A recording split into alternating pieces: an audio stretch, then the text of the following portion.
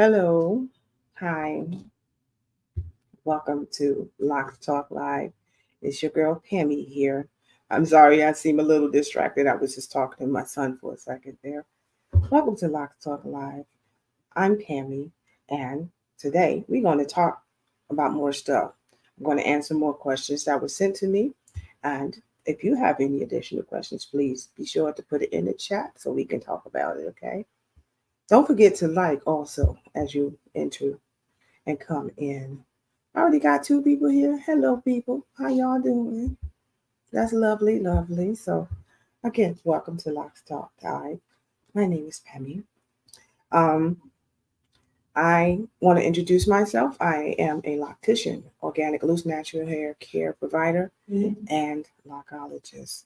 What does those things mean? Well, loctician speaks for itself. I am responsible for starting, maintaining, and also supporting my clients through their authentic and natural lock journeys. So I do have um, a specific ethics, so to speak, that I work from. When I'm working with my lock clients, um, all of my lock clients are naturally going through a lock journey. That means that their locks are started. Sorry, my lips were dry. Their locks were started naturally and authentically, and they go throughout their entire journey in that manner, going through each stage and or phase, as many would like to refer to. Um, Organic loose natural hair care specialist or provider. I care for your loose and natural hair in its natural texture and state without altering the state and texture of your hair. That means I do not use high chemicals or um, extreme measures to change the texture of your hair or even the color. Now, I do color hair because you have the right to do that. However, I do not take extremes such as using bleach to achieve that. So that is the difference. Um, and lockologist, I consistently study locks from its origins throughout its ever evolving changes throughout the lock community. So those what my titles are. Um, I can be reached at my website, as you see scrolling across the bottom, www.pammielockswithlove74.com. I know it's a long name, but I provide barcodes and links for any and every person. There will be one edited into my descriptions when I complete the editing of tonight's live. And yeah, so that's how you can reach me. All of my contacts where you can reach me, such as Instagram, Facebook, YouTube, all of that is going to be also available within my website as well as in the banner on my channel page. Okay. Um, Locs Talk is being streamed using the software by StreamYard. So if you are interested in um, recording or going live, try it for yourself. The link is available below in the descriptions. Feel free to click on it. If you like it, you can go ahead and buy yourself a membership. Um, with a membership, now you can do a whole lot for free, but you can do so much more with the membership, such as going live on multiple platforms, which I will be doing soon. Okay. And what we're going to be talking about tonight. What are we talking about tonight? I'll wait and see how many more people pop in here before we move on. But as I continue on through tonight, first and foremost, I want to apologize for my absence last week. Unfortunately, um, my asthma was pretty bad last week, causing me to cough really bad. And as a result, I lost my voice. You can still hear the raspiness because my voice is not naturally raspy like this. I wish it were because it sounds kind of sexy to me. But anyway, I do want to apologize. My voice did come back, but not completely, but enough for me to get on here and talk to you tonight. So, um, yeah, I apologize for not being here last week, but I'm back. Second announcement, this past couple of days now, I have recorded and created 2 videos teaching you how to navigate through my website. The first one is just a general tour from one page to the next. And the second one is even more important because if you're booking an appointment, you need to have details of what services you are seeking. And the reason why I did the second one is because I get a lot of questions. Oh, if I want to get this done, how much is that going to be? Or what does this service entail? And I make sure I inform people that all the details of every service that I provide is written in the description of each service that's on the service page of my website. However, people would move with haste and go directly to request a booking without, you know, checking it out and making sure that's something they wanted to do before they requested a booking. Oftentimes, people do request a booking and then they ask questions later. I prefer more information before moving forward so you know what you're walking into. Um, so, yeah, the second one, navigating you through the service page and showing you how you can bring up the details that gives you the description of the services are provided there and all the different things. Some of the services also have small galleries within that service that gives you some examples of my work because oftentimes I always tell you, be wise when you are selecting who you are selecting to handle your hair and always see their work. So the pictures that are on my website are my pictures. They belong to me. They are not other people's pictures. They are my pictures and of my clients and of my work. All right. So let's get into this moving forward. And let's get to the topic. I do have a warm beverage, as Sheldon Cooper on the Big Bang Theory is I have a warm beverage to keep my throat warm. And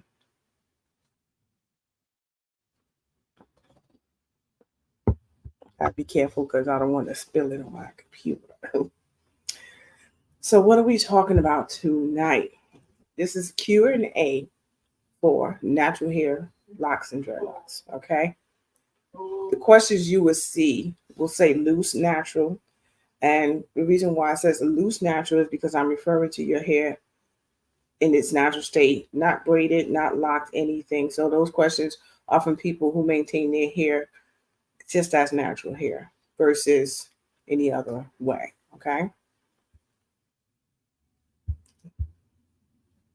All right. So I'm going to put this to scroll at the bottom. So if you come in, just post additional questions in the chat below. And that's just going to keep scrolling by. And we're going to go into the first question.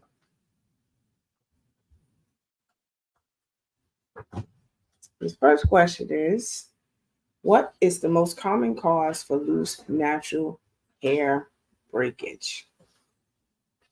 Excellent question. The most common, while there's several different reasons for this, the most common, I will name the top 3 most common causes for breakage of your loose natural hair. Number 1, moisture. Not just lack of moisture, but also handling your hair without moisture first. If you handle your hair in the bone dry state, your hair is extremely susceptible to breakage. Um, Build up a product and not properly washing your hair to keep it clean, fresh, and light also causes breakage. Third, failure to maintain the hair properly while wearing protective styles. And I'll get further in detail with that. When you're not maintaining your hair properly while holding, having a protective style in your hair, number one, if you install a protective style without making sure the ends of your hair is properly tamed, because a protective style is specifically to protect the ends of your hair. It's to protect all of your hair, but specifically to protect the ends of your hair so they do not dry out and break off. That's the whole point of a protective style, right? And also to make your hair continue to grow in healthy. So you're going to gain length as well. But if you are not protecting those ends of your hair, right? If they're dry, brittle, you didn't trim your ends before you install the protective style, it's going to continue to get more and worse damage as time progresses. The second part of that is people tend to leave protective styles in for way too long. So those are the top three: moisture, handling your hair while dry, bone dry. You have to have moisture, okay? Second, what did we say? Right? And then moving further down, I'm going to go for a bonus number 4. Heat and bleach damage also causes breakage, okay, to your natural hair. So those, I gave you 4. That's not all of them, but those are the most common ones. Moving to the next question. How often does loose natural hair need to be washed? Loose natural hair needs to be washed as often as necessary. That's the answer I like to give for that question, because it's not always the same for everybody. Some people are better at maintaining their hair than others, right? So, with that being said, if you are a person who's very heavy-handed with using hair products, you absolutely need to wash your hair at least once a week to maybe once every 2 weeks, right? But if you're heavy handed, once a week at the very least, maybe even twice a week. It depends on how heavy handed you are with handling products in your hair. Because oftentimes I instruct people and tell them, make sure you follow the directions that's written on the label when it comes to using products in your hair. When it comes to using products in your hair. So not everybody listens. Oftentimes people think of products as magic beans, and again, it comes down to the care that you put into taking care of your hair before the products. The products is the icing on the cake. That's the extra added bonus that gives you that. That's the wow factor. But it starts with the foundation of excellent care, taking care of your hair. Okay. So, washing your hair with loose natural hair, fundamentally, I would say on average, every 2 weeks. But if you're heavy handed with using products once or twice a week, is something you probably are going to need to do. Okay. So, again, as needed. Next question. How often should I trim my loose natural hair? Same answer. As needed. 2 reasons why you should trim your hair. Hair has a life cycle. It doesn't last always. So when you hear a person say, "Oh, I've been growing my hair out for 10 years," you be like, if you've been growing your hair that long and your hair grows an average of 6 inches a year, your hair should be dragging the ground by now. You have to understand something. Hair does have a life cycle. It does shed. It does die more at the ends than at the roots. And you're going to have to not just cut off split and damaged ends, but you also have to cut off the dead hair that's at the ends of the hair, because the hair, when it dies from the ends, not from the roots. And if you don't cut that dead hair off, that death will travel up the shaft of your hair. So you have to make sure you trim your hair. Now, what I recommend as a maintain routine maintenance trim, at least once every 2 months. So over a year, you should trim your hair at least 6 times. It doesn't have to be a haircut. See, people tend to mistake a trim for a haircut. Not just as a client, but also some stylists get a little scissor happy and they might screw up and cut too short somewhere. Next thing you know, you wound up with 3 or 4 inches cut off. That's not a trim, that's a haircut. Okay. And sometimes it's necessary depending on how severe damage is to your hair. You might have like a big gaping hole that's in the back, like this, where the hair is all thin and translucent, while you got all this healthy hair over here. And unless you want like a unique type of haircut, we're going to have to cut up to where that peak is in order to get rid of the damaged hair as well as evening out your hair. So sometimes a trim could turn into a haircut. That's again comes down to the foundation of how well and how much effort you put into taking care of your hair. Um, I'm going to take a moment here to talk about something that can give you a better understanding about how much care and effort you need to put into your hair. If you're in a relationship, friendship, kinship, whatever, if you expect from other people what you're not willing to give to yourself, you're going to be disappointed every single time. And that's the same thing. If you expect from your hairdresser or your stylist or your beautician what you're not willing to give to yourself, do for your own hair, you are going to be disappointed all the time.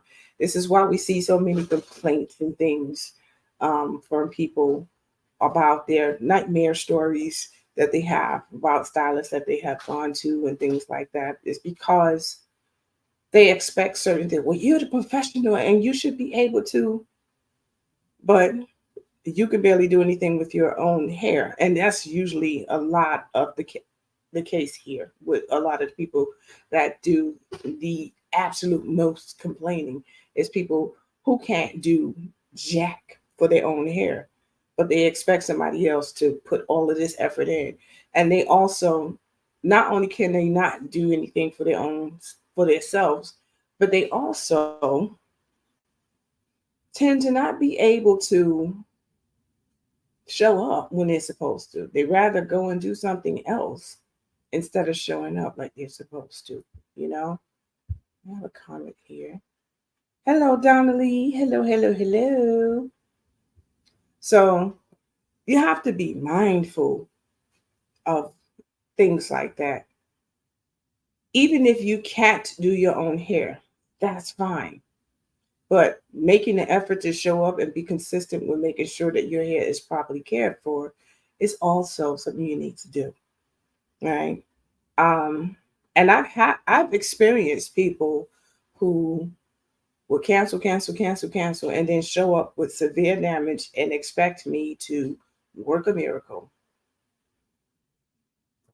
But you've been inconsistent with showing up and you haven't been taking care of yourself at home between your appointments. But you want me to fix everything that or undo the damages that incurred from that. I can do the best that I can, and it may take several appointments, which likely, and I've had history with one person in the past who's no longer a client. They want me to fix it. Okay, this is going to take several sessions to fix, but make sure you come. And again, picked up the same habit, not coming back. And even further, than it's undid the first, so it's, come on. You can't complain about what you're not giving to yourself. So make sure you put the same effort in yourself that you expect. And I don't mean the same thing. I'm talking about the same level of effort. That's another misconstrued idea that people have. Well, if I could do it myself, I wouldn't need you. I'm not saying you do it yourself.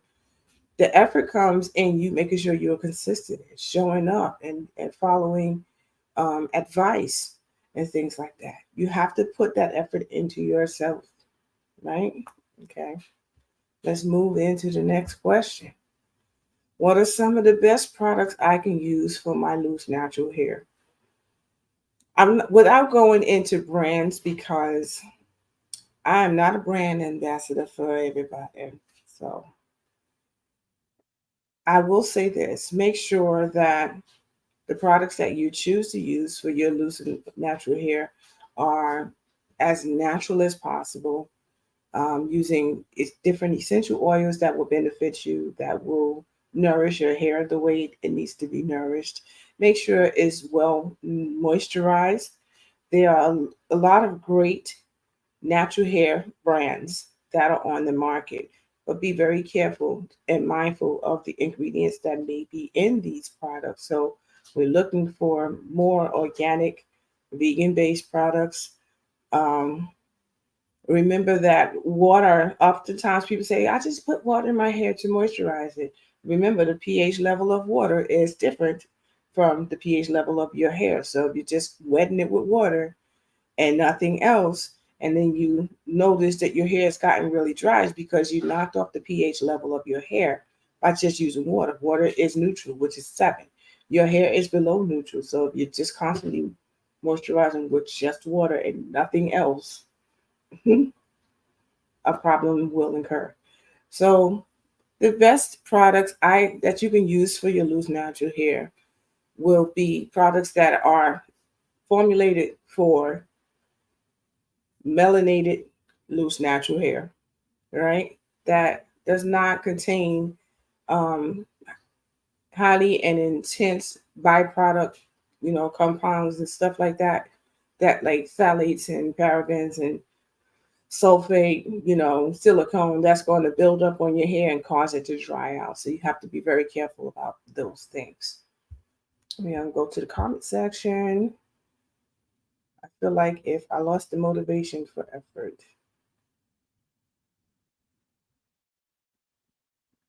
Okay. I feel like I lost the motivation for effort. Sometimes, Donnelly, we have moments like that when we feel like we lose the motivation for effort.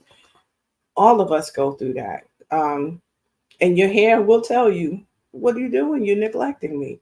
Um, so you listen to your hair.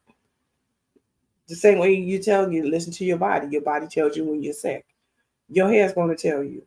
So I know it's hard sometimes because life be life, you know. But once you notice it, that's why it's always good to have a really good support system. And this is why, for me, I try to be as supportive as I can to y'all because I know it's hard sometimes. I've been there. I'm not going to play like life is perfect, and I haven't had moments where I just didn't feel like getting up and doing jack shit with my hair because I feel the same way. So I get it. Moving on to the next question: can I dry loose natural hair without using heat? Absolutely, 100%. Yes, you can. Yes, you absolutely can because with again melanated loose natural hair, baby, the curl texture, the patterns, the curling, just be doing it. And with the right moisturizer, yeah, beautiful. But even if you don't want your curls to pop, you can still dry your natural hair without heat. You can use microfiber towels and just that's what I used to do. Just wrap my hair with a microfiber towel, keep that on. That absorbs and sucks up all the water out of my hair, and then take it off. And then I'll braid it, let it finish drying. Um, because you can braid your hair when it's slightly damp. Just don't do it when it's wet. Now talk about mildew buildup. You don't want that. You don't want that, right? But you can absolutely um, let your hair air dry, your loose natural hair. Just let it sit. Sometimes you have to stretch it. Oftentimes, I tell people to detangle it and just put it into a few little bantu knots or wrap it with a microfiber towel. You can even wrap it with a t-shirt just to absorb some of that moisture, and then you take it down and you're good to go. Okay.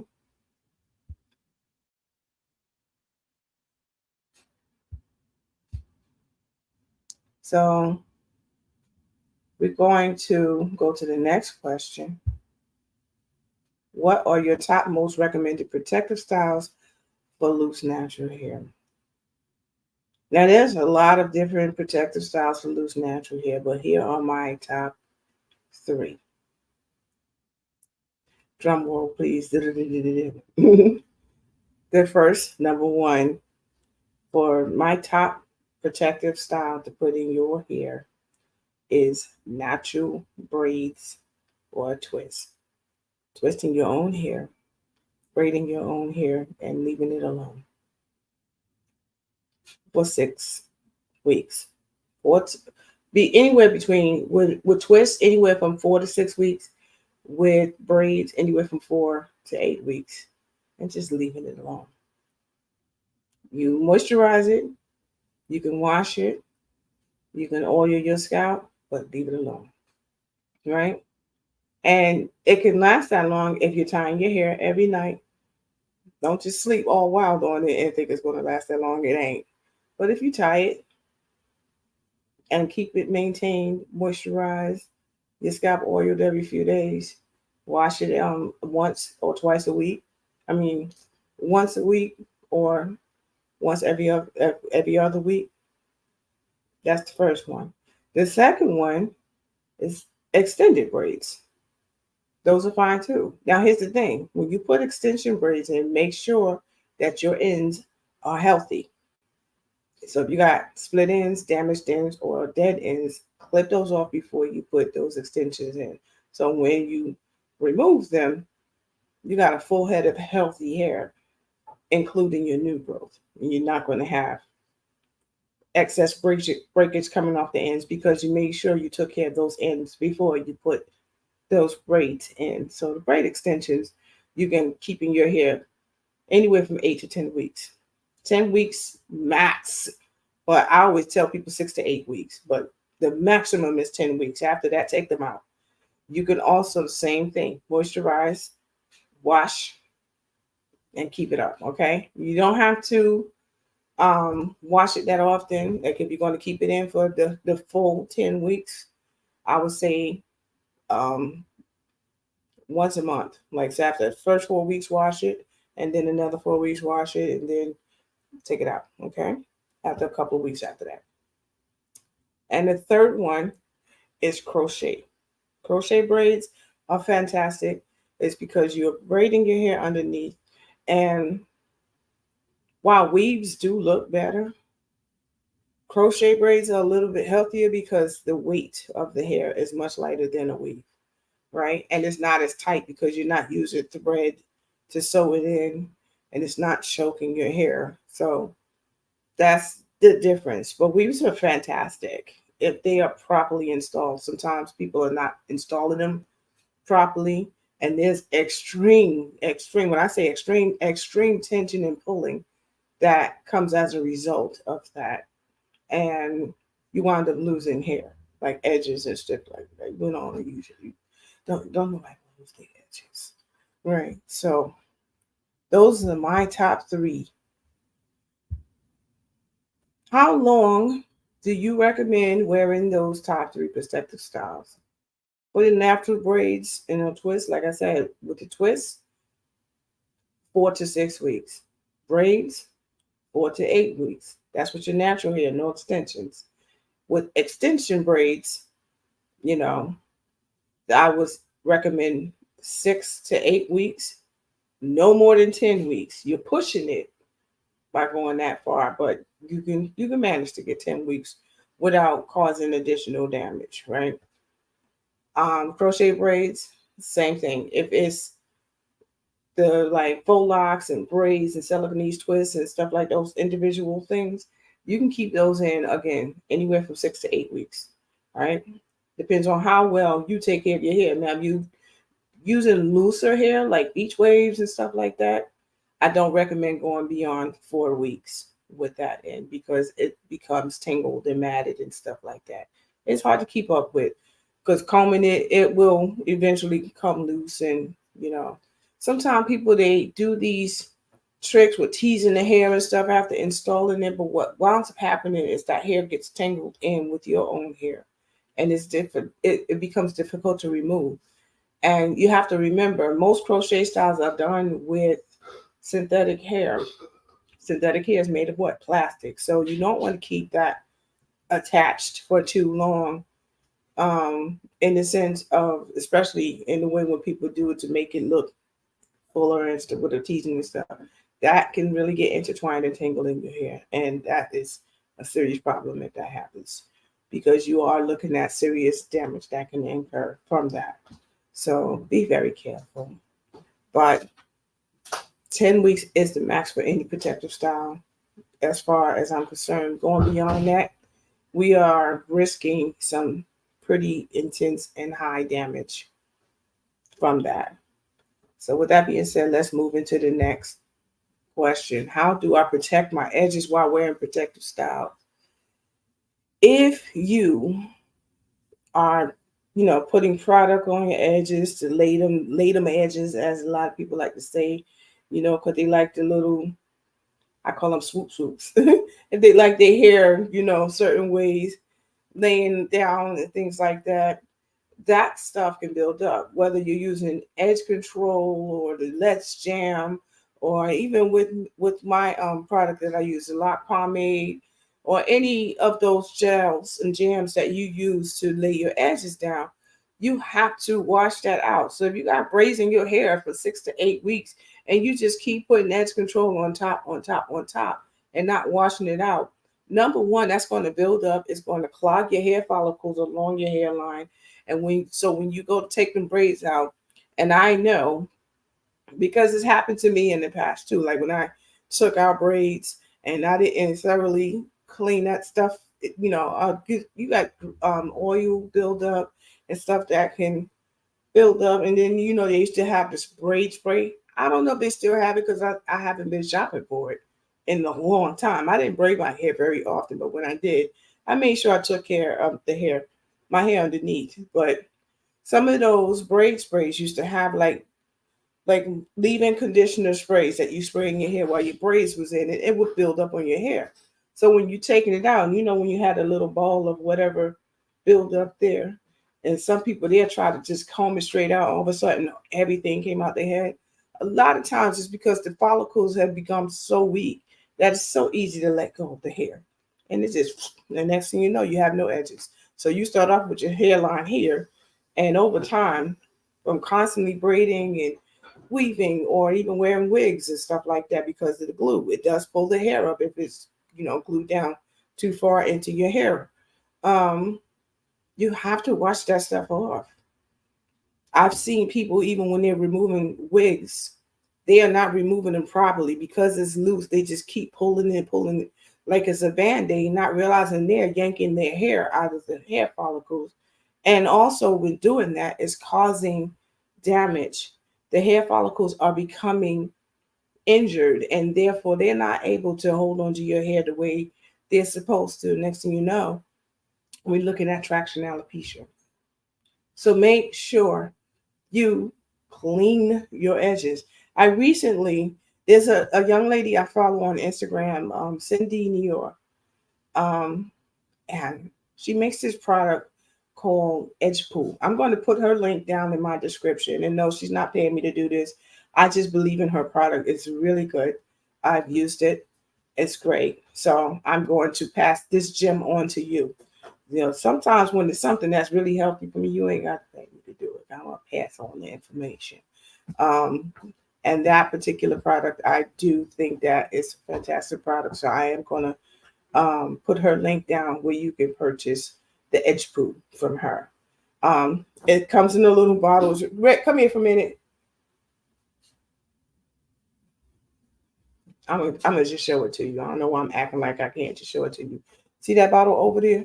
It looks like the bottle with your face cleaner in the bathroom is in. Yeah, that. So let me flip my camera. So this is her product. It's called Edge Pool. Can you see it? I know that light is just not helping.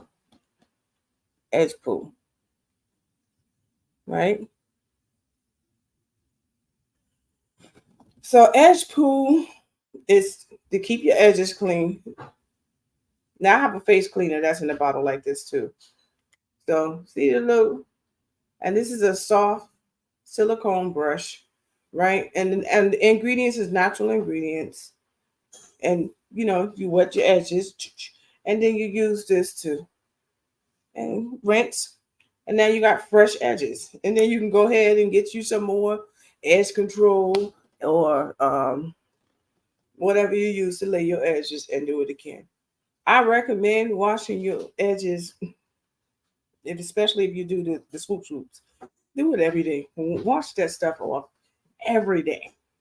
Okay? Not just once in a while. Every day. Wash it. Just wash it. Just wash it. Okay? Because, baby, what you don't want to do is have those pretty braids in and those pretty edges or those pretty twists or that pretty crochet style. And next thing you know, you ain't got no edges. Because it's not always tension that causes traction alopecia. Buildup of products that causes damage to those frontline hair follicles is also a cause for hair loss on the edges of your hair. Go get a mint because I can feel my throat and my voice will go again because I'm talking too damn much. Now, I know I've been asking a lot of loose natural questions here, but I have some lock questions that were also asked specifically about starter locks. Okay, so that's the difference. But I separated all of the questions. So I started with the loose natural questions and then I'll transition into the lock questions. Okay.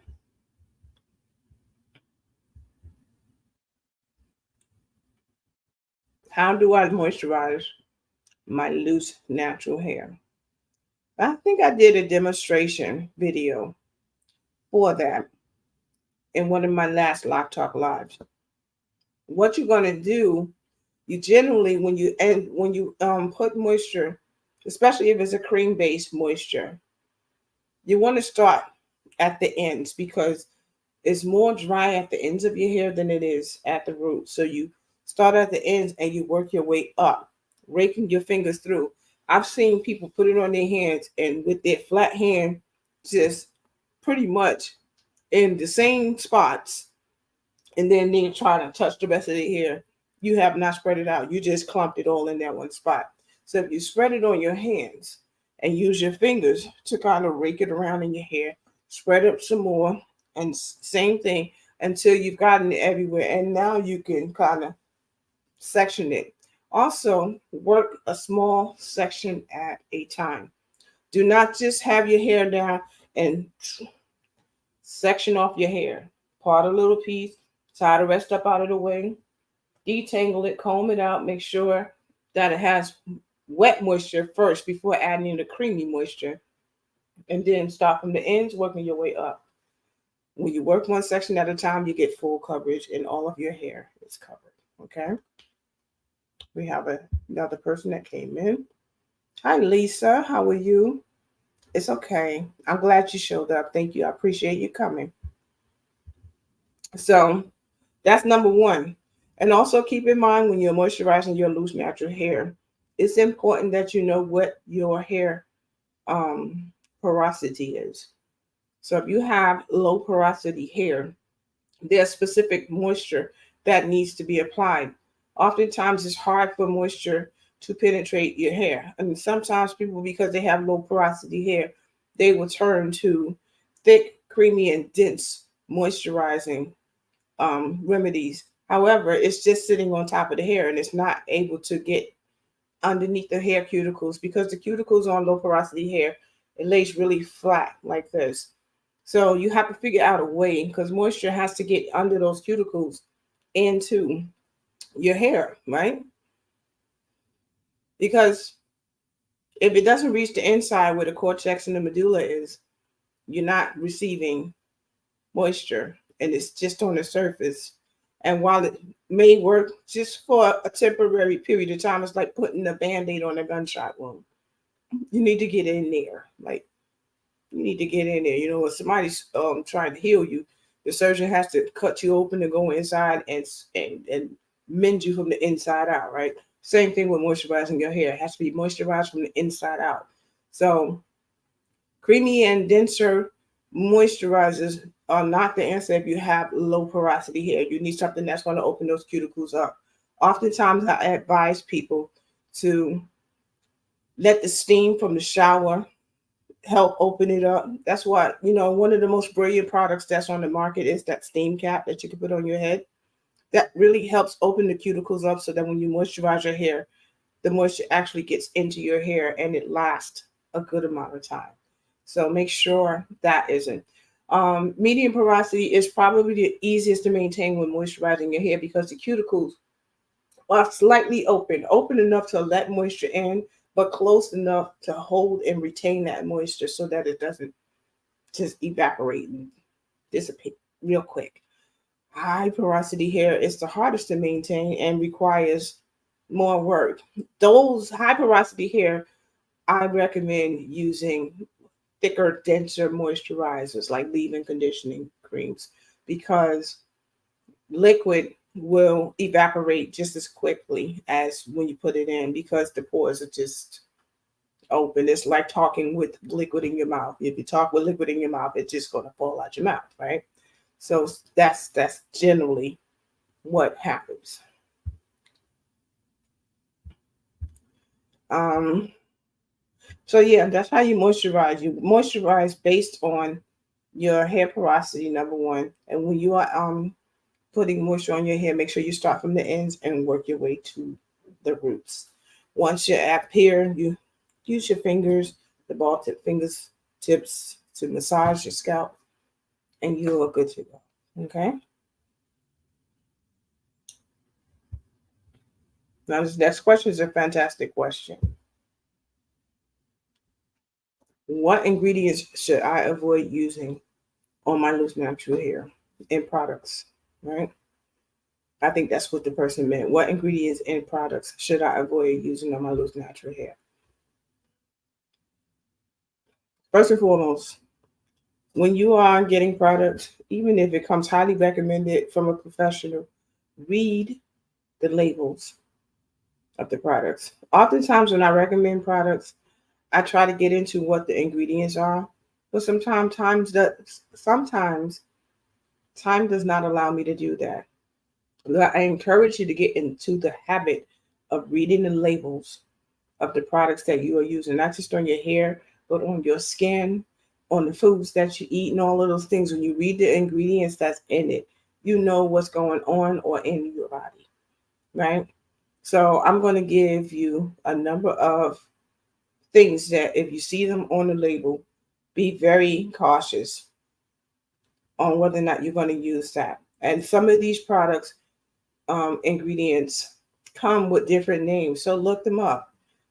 All right. And I'm going to put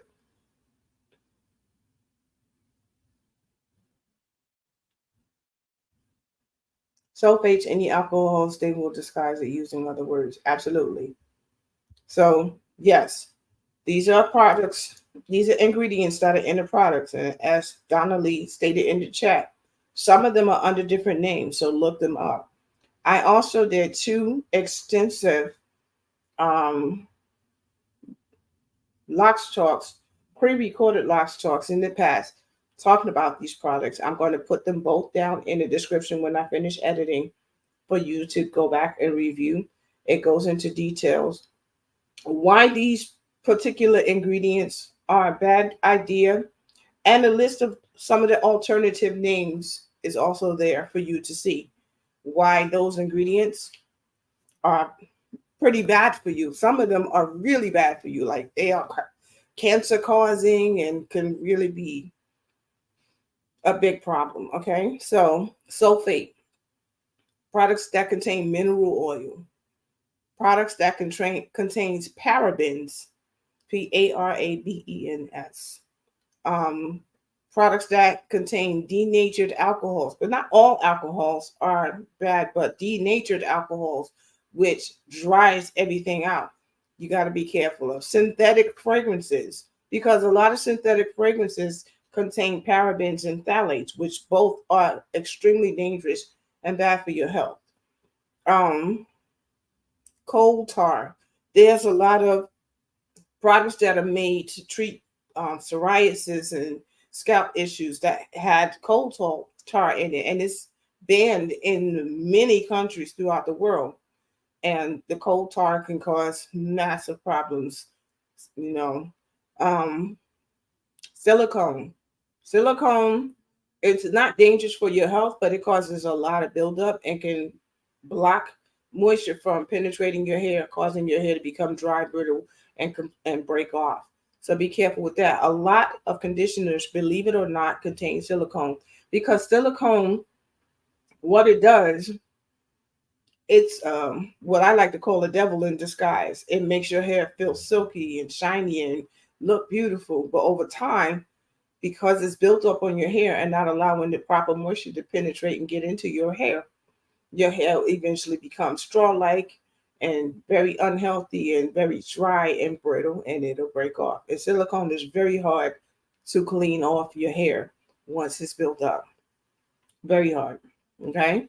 Um, Phthalates, Phthalate. Weird name. I don't know why it's PH there. Pronunciation is phthalates. Okay. Paraphenylene diamine, or PPD, which is found in most natural dyes to make those natural colors look more natural. Um, PPD is of high intense allergen. 12 of the ingredients within PPD causes dermatitis, allergies, rashes, and things like that. And some can be really severe, which is why when you want to get your hair colored, a strand test or a patch test. Now, strand test is usually given when people want to bleach their hair just to see how well their hair can withstand being bleached. But a patch test is pretty much testing how your skin is going to react. And usually a patch test is done here or on the bottom back of the neck. All right. So we look and we monitor, see what's going to happen. And if there's a reaction, we're not going forward. um, Formaldehyde. That's also found in a lot of different shampoos and conditioners. Formaldehyde is very dangerous because it can cause respiratory problems. So be very careful with that. It's easy to look up different brands that may contain formaldehyde. And the worst part of it is it's activated with using water. So why would you put something in a product which is going to require you to use water? You can't wash your hair without water. You can't condition your hair without water unless it's a leave-in conditioner. So tricky. Um, and I'm going to put the two videos that I had recorded last year in the descriptions below so you can watch in full details to understand why these particular ingredients may be bad or dangerous for you to use, along with a list of different names that they may fall under that you will see. Also know that when you're reading a label, the first 5 ingredients that's listed on that product are the most potent, like the primary ingredients that's in that particular product. And then it decreases as it gets further down the list, but even a little bit can still, over time using it regularly can cause problems.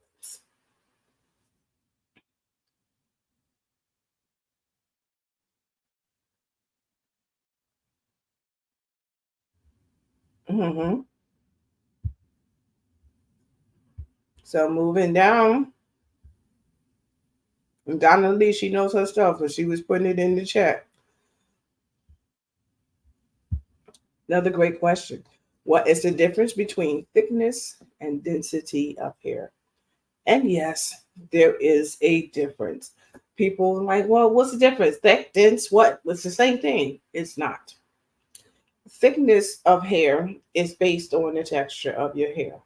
So thin, fine hair is usually just the cuticle and the cortex. That's the fine hair. It's going to be thinner, finer, frail, kind of feathery type hair.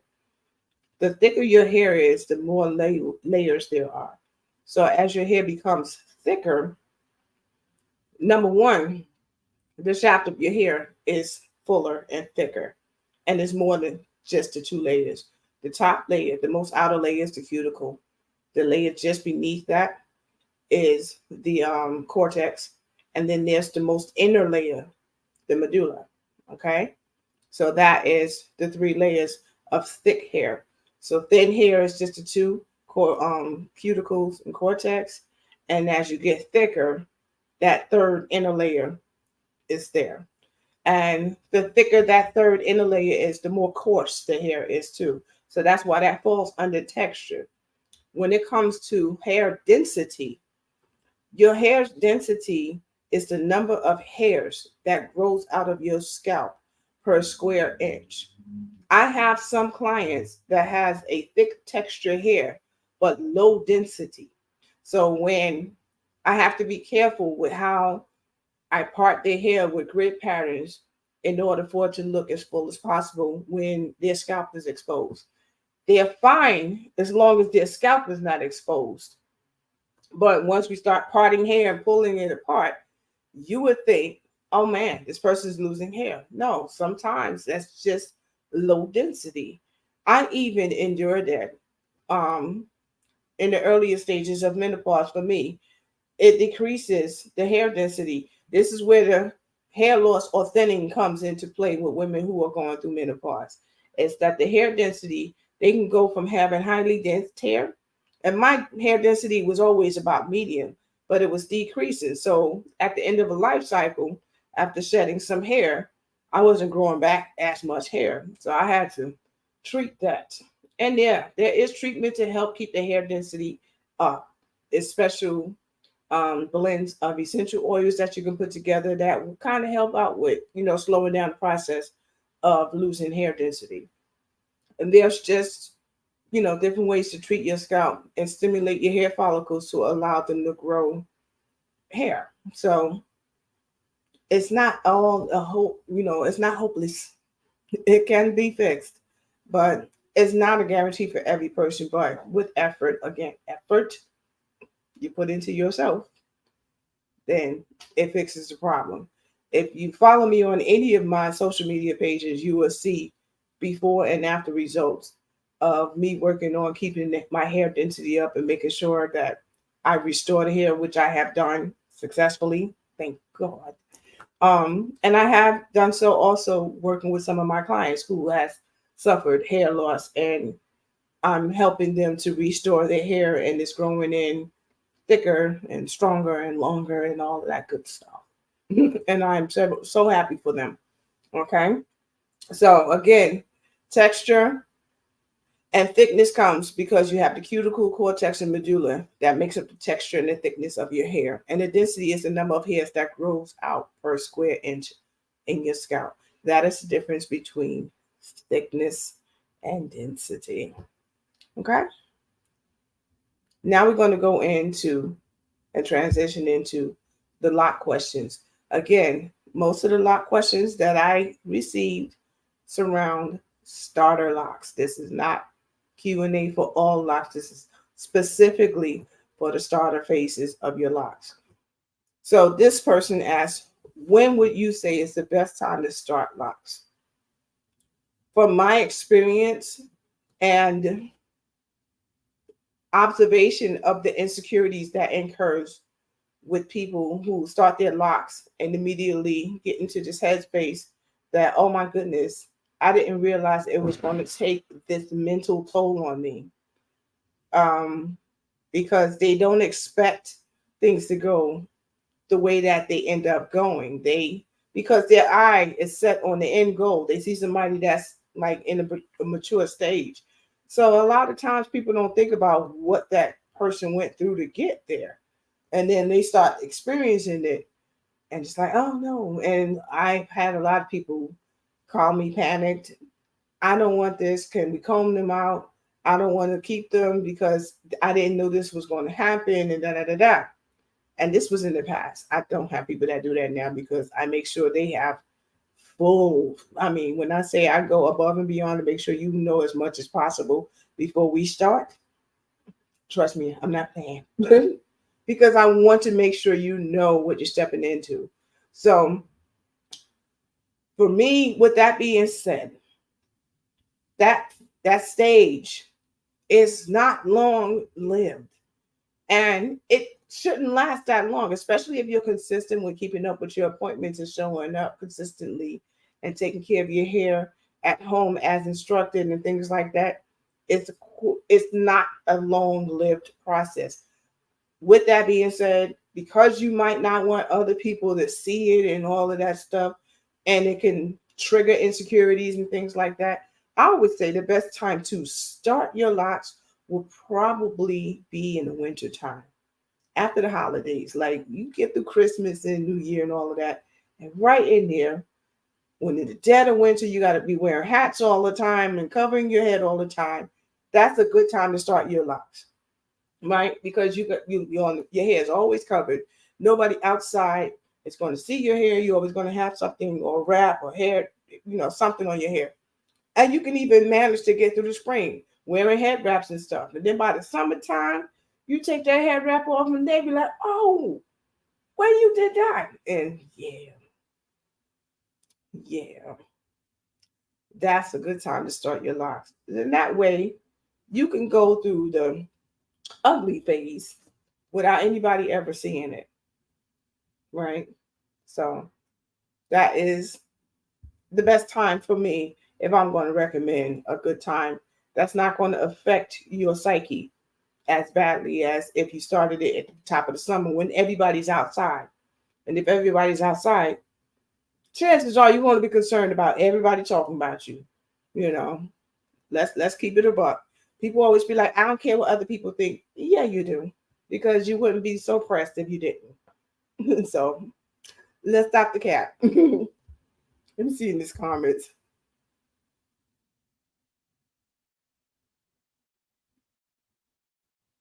Mm-hmm. So the next question: how often should I retwist my starter locks? Now we talking about starter locks, especially in the beginning. Your appointments have to be closer together and consistent. You have to show up. You have to show up. If you don't show up, something then there's a kink in the machine. You- You're slowing down your process, so you got to be consistent. Generally, in the beginning, showing up for maintenance every 3 to 4 weeks, right? At least for the first 3 to 6 months.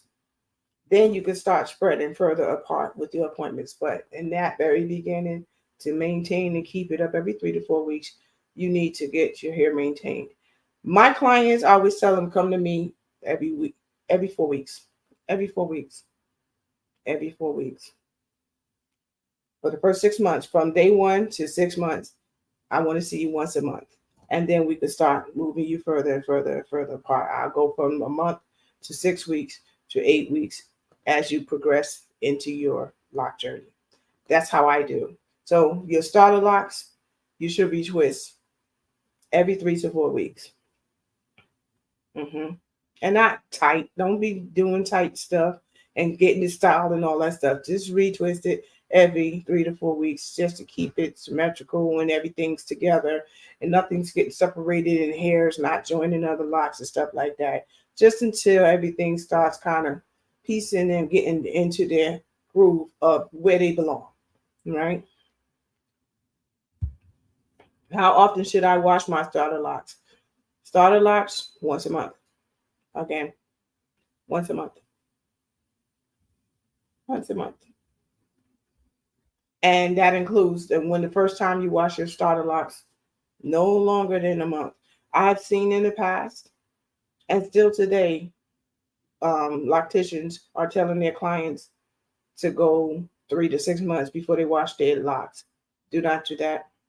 You're gonna have buildup and all kinds of crap in your hair once a month. Now, if you're afraid that you're gonna unravel and mess your hair up if you wash it, then go to the professional and let them wash it. Okay, but once a month, because with starter locks, like I said, you're going to have to retwist it every 3 to 4 weeks. So if I'm washing your hair once a month, I'm retwisting your hair each time.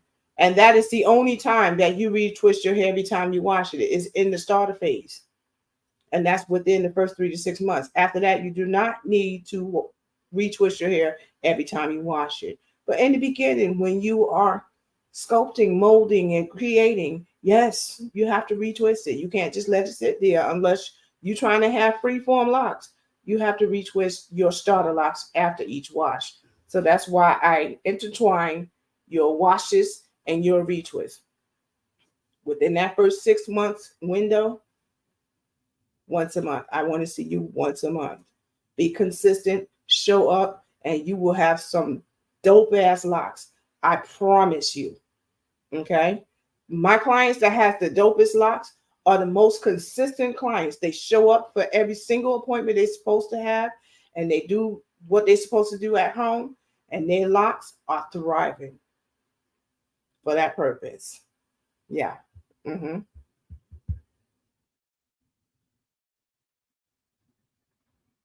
Girl, you coming to me. You know you are.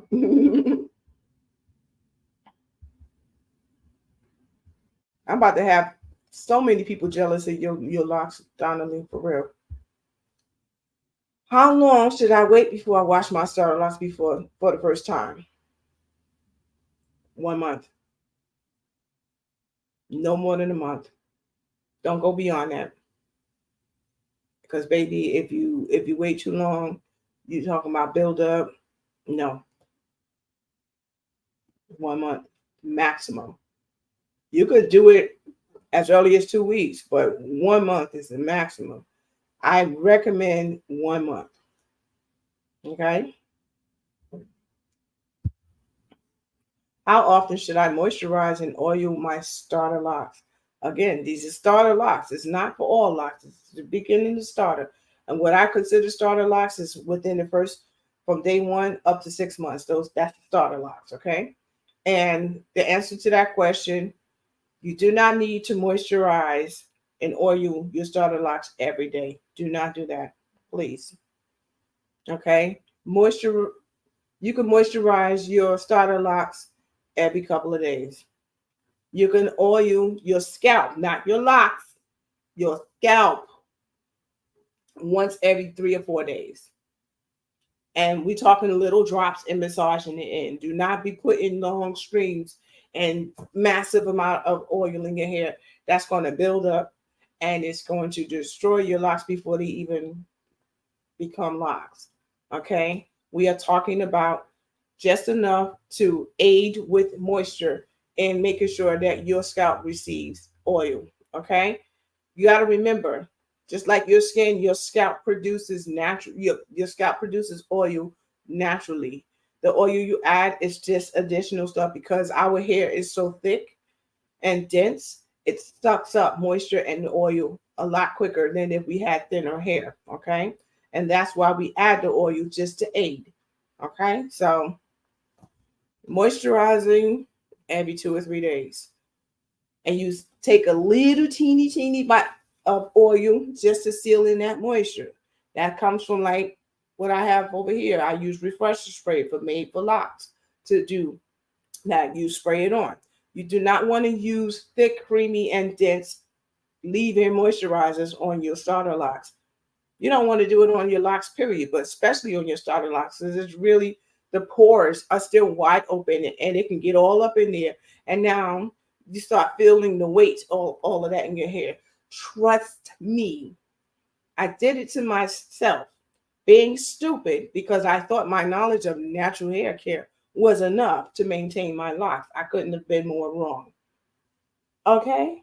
I'm speaking from experience. I almost lost my locks because of how heavy they became when I was using the same thick, creamy, dense leave-in moisturizer. And it's not heavy like in a jar. It was like in a bottle, but I was putting it on my locks because I wanted them to be soft. But it was getting stuck in there and made my locks so heavy, especially in the back. My hair texture is very soft. If you know me long enough, you would know how soft my natural hair texture is. I'm amazed at the texture my hair is since locking my hair. I never thought that my locks was going to look like this. I thought it was going to have really frizzy, curly looking locks my whole lock journey. And no, as time progressed and my hair texture trained itself to be locked. And I love my lock. That's why I love my locks so goddamn much. But with your starter locks, don't over moisturize and definitely don't over oil your hair. Because if you got too much oil in your hair, it turns into that disgusting, nasty, gray looking paste that you've seen people like pushing out of people's locks. I don't know if you've ever seen those videos where they go and they get a detox and the loctician is literally using their finger and pressing really hard.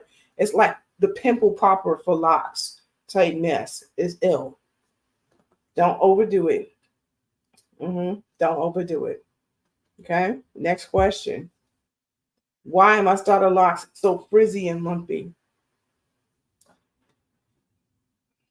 The, the, the reason for it, I was going to say something and I was stopping myself. So I'm finding it. The reason why, this is the phase that people refer to as ugly phase. I don't, others do. That's why the quotes. This is the stage that I call the chrysalis stage. It's when your little baby starter locks, the caterpillars, starts to form the chrysalis. The threads of that chrysalis and or cocoon is the frizzy hair. The lumpiness is because your locks are just so full from all of the nutrients that you've been feeding it over this time. And now it's trying to get itself prepared. If you notice that what a caterpillar does, it eats like crazy before it gets into that little chrysalis to become a butterfly, right? So at the very end of your lock journey, your locks are like your little butterflies, your beautiful butterflies with their wings just spread out and just bringing all this great attention to yourself because they just gorgeous as hell, right? So this is what I call the chrysalis phase. That frizz needs to happen because that's what causes your locks to look so beautiful and symmetrical. And you're like, well, how did this happen? It's that frizz. The frizz did it. Now, if you got to tame the frizz, yes. And oftentimes people become frustrated and they do the one thing I advise people to never do. Do not cut off the frizz. Because if you think your locks are lumpy and crooked and weird looking now, when you cut that frizz off, they are going to look like that permanently because you just removed the one element that's going to make all of your locks look perfectly round and beautiful. That frizz will find its way to become compact and come together and make your locks what they become when they mature into their beautiful elder butterfly selves. So let it be. So I don't like to just say that's supposed to happen, embrace the frizz, because that's a simple answer. And it's like telling a person like me, I'm a big girl, and they say, well, all you have to do is this and you'll lose weight. And it's not that damn simple. Or like what Donna Lee and I was talking about earlier, sometimes you just don't have the motivation to put the effort into taking care of your damn hair because you're tired. You have a long day. You have life, just be lifing. Okay. You can't just say embrace it. It may not be mentally easy for a person to just embrace it. That's too broad of an answer, and sometimes the situation is more complex than that. You have to break it down and explain, well, this is part of the process and here is why it's part of the process. Give them a visual of what they are working towards, what they are moving toward in having that. It gives them something to look forward to rather than to live in the misery of going through it to get there. Because primarily said, the best way out of hell is to go through. You can't go around it. You can't avoid it. You got to go through it. And it ain't going to be easy. Nothing's easy, including your own personal life journey when you're trying to heal through something. You're going to go through some hard stuff. Healing ain't easy. If it was meant to be easy, if it's too easy, is it really worth it? Let's keep it real here. Right? Mm-hmm. I guarantee you, a person who worked hard for their money versus the person who won it in the lottery, you looking at two different people. They both got money, but the journey they took to get it determines how they're going to live their life with it, right? And it's the same thing with your locks. The journey you take to get there is going to determine a lot of different things. And I've experienced it talking to people in consultations and things like that. I've had people come to me that wanted to start their lock journey over because they started it the first time with extensions and stuff like that. And then they, and this is a person whom I have permission to share the story. I'm not going to tell you who they are, but they came to me. They're still a current client. And the first set of locks that they had was started with lock extensions. And they came to me and said, I thought I was going to feel what y'all feel when you talk about achieving and finally getting through a certain stage of your lock journey. And I don't feel any of that. I want to be able to feel that. And they determined that because they didn't start from the beginning and actually go through all those things, it was hard to share their experience with people. So we removed the extensions. I said, we don't have to start completely over, but we removed those extensions and continued their journey further from there. And they've been able to experience all the things without having to completely start over. But yeah, and this is not to knock people who wants to get instant locks or lock extensions. If that's what you choose to do, you're welcome to do that, because some people, they only want the locks because they love the aesthetic of it. They love how it looks. They don't care about no journey. They don't care about spiritual growth. They don't care about none of that stuff. That's not why they wanted locks. They like how they look. For some people, locks is a lifestyle, and for other people, it's just a hairstyle, and that's okay. I'm not here to knock anybody that has lock extensions or and instant locks and all of that stuff. Do you, boo? Do you? As far as I'm concerned, that's your prerogative. You do what you want to do. I'm not here to judge nobody. Like I said, some people, they want it for the journey. They want it the lifestyle. They want it to be a part of their personal growth in self and spirituality and things like that. And some people, as far as that goes, speaking of the person that I just was speaking of, thought they can achieve that by skipping some hurdles and learned very quickly that they cannot. And some people, some people say they have. I don't know. I'm not in their head. I can't say for sure. But in my experience, of many people that I've spoken to said, no, I don't feel it. It doesn't feel authentic when I, skip some steps. I want to start from scratch, which is why I always tell people, understand the mental part of starting a lock journey. It's not just about looking at the end goal saying, I can easily look at the healthier version of myself and I say, I want to be there again. Because I have in the past gotten to a very healthy place, and some shit in life happened and I let go, neglected the care that I put into myself, and boom, I'm all pudgy again.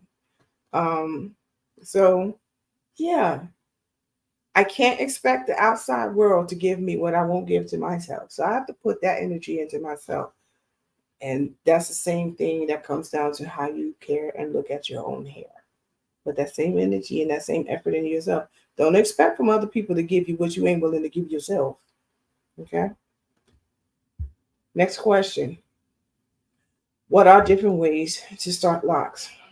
Primarily, for me and my aesthetics and how I work, it's either coil twist, two-strand twist, or braids, which is how I started. Now, there are other ways to start it. Like I said, instant locks, lock extensions, those are other ways you can do it.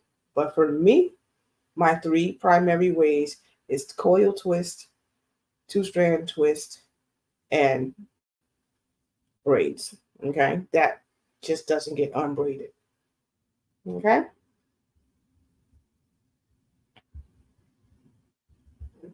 I think that is it. Is that it? So, any additional questions you can put in the chat below. There was another last minute question that I got that someone asked before I started Locs Talk Live, and they asked me, "What's the difference between locks and dreadlocks?" Generally spoken, there isn't really a difference between the two.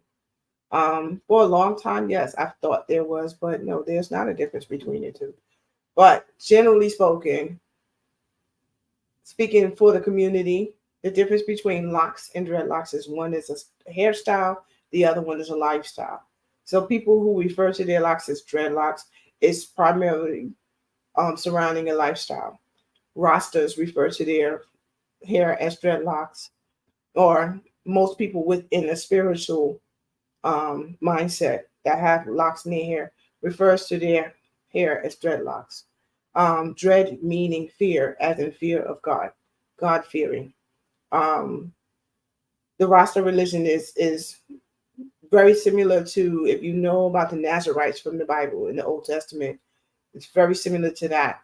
Um, in the history, people say it goes back to 1930s in Jamaica, but it goes even further back than that. It originates from Ethiopia as early as 1500 BC.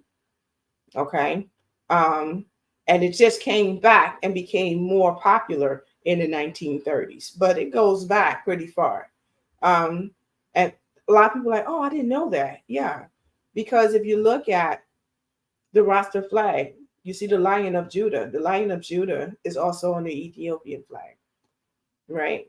So it all intertwines and comes together if you think about it. It all comes full circle. So it goes back many years. Now, the history of locks that I have studied, I've gotten back as far as 3500 BC. So, yeah, locks is not a cultural thing, it's a spiritual thing. So it doesn't matter what your nationality is or any of those things. It's not owned by one particular group of people. Let's get that out of our heads, okay? But primarily, the difference between locks is locks, most people, especially when they say, there's nothing dreadful about my hair. And I have been guilty of that until I educated myself further, right? There's nothing dreadful about my hair. But that's when I was looking at the word as dread as a negative word. Now, again, dread is used as a word fear, and not a negative fear, but respect, right? So, dreadlocks is really unsubscribing to the beauty standards and devoting myself spiritually, right? Oftentimes, when people, I tell people I'm spiritual, oh, that means you don't believe in God, right? No, that's not what that means. Please stop thinking because a person does not associate with bylaws and religion that they are not a believer of the Most High. That is not it. Stop it. I did not say I'm atheist. I said I'm spiritual. I'm not religious. And that's because religion is based around man's bylaws of what they think you are supposed to do in regards to how you conduct yourself. We are not all meant to be the same exact person. This would be a boring ass world. I mean, how many of y'all have ever seen Stepford? Who the hell wants to live like that? Okay. We all have different paths. We have one goal in mind, but we all have different paths and different lessons to learn throughout our journeys. Nobody's intended or supposed to be on the same path. So stop. All this judging people for being different from you. Stop. Don't do that. Because that has nothing to do with you. Worry about where you're going and what you're doing. Right? And again, people will say, I don't care what other people think. Yes, you do. I don't care what people I don't care about think. But if you somebody I care deeply for, I care about how I affect you with the things that I say and do, right? And that's important to me. So I'm not going to say I'm not going to do this because I'm worried about how my actions might make it. I'm not going to change who I am. Now, if I need to enforce a boundary and okay, I don't want to mess this person up, so I might not be a right fit, and I'll fall back and I'll leave them be, wishing them well. But I gotta go. So, with all these questions being answered, if you do not have any further questions, we have reached the end of Locs Talk Live with Pammie. And I want to say thank you so very much for joining me this evening. I'm so happy that my voice lasted throughout this time. Um, I am feeling much better. My throat has gotten better and everything because I have this really weird cough. Like when I cough, it's really hard on my throat. And I'm like, why? And I realized that part of the reason is because some years ago, I had surgery. Apparently, when they tubed me prior to, after putting me to sleep, they did something to damage my vocal cords. Because after I came from out of that surgery, I couldn't talk at all for almost a month. And I thought that my vocal cords were permanently damaged. But those of you who know me, I'm a vocalist. So to lose my voice permanently would be a catastrophe because I love to sing. Music is my life. You see my music notes on my wrist. I love music. It runs in my veins. It's my family. It's my blood. So when I cough, I got to be careful. Thank you, Lisa. You know, I appreciate that. So, with all that being said, thanks again for joining me for Locs Talk Live. Don't forget to hit that like if you haven't already hit it when you came into the room. And I will finish editing this and I'll put in the description all the things that we talked about, creating a timeline so you'll know the questions and how to just go ahead and, okay. But don't forget to watch the other video that I put teaching you how to navigate through my website properly, especially when you are booking appointments, how to see all the details of each service and things like that. With all of that being said, I'll see y'all next week. Toodaloo. Bye.